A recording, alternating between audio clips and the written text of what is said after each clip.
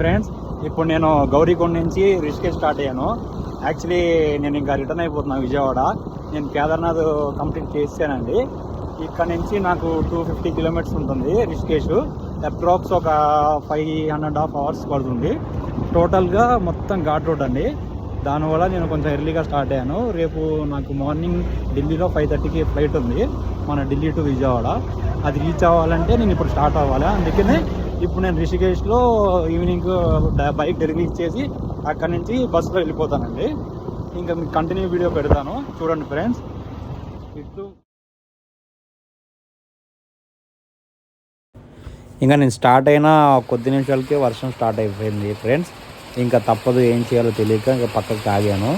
ఇంకా లేట్ అయిపోతుందని చెప్పి దారిలో రెయిన్ కోట్ కనిపిస్తే అది కొనుక్కొని అలాగే వేసుకొని వెళ్ళిపోతున్నానండి. ఇంకా లేదంటే ఫ్లైట్ మిస్ అయిపోతుంది. 2 అవర్స్ తర్వాత కంటిన్యూ తర్వాత మళ్ళీ వర్షం ఆగిపోయిందండి.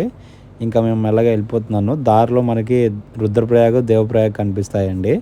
ఆ 2 సంగమాలు, ఇక్కడ 2 నదులు కలుస్తాయండి. చూసారా, మీకు వాటర్ డిఫరెన్స్ కనిపిస్తుంది కింద.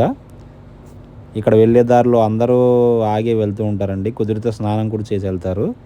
చూడండి కింద మీకు కలర్ గమనిస్తే 2 రకాల వాటర్ మిక్స్ అవుతున్నాయి. ఇంకా కేదార్నాథ్ నుంచి రిషికేష్ వెళ్ళే దారిలో ఈ 2 ఊర్లు కనిపిస్తాయండి, ఈ 2 సంగమాలు.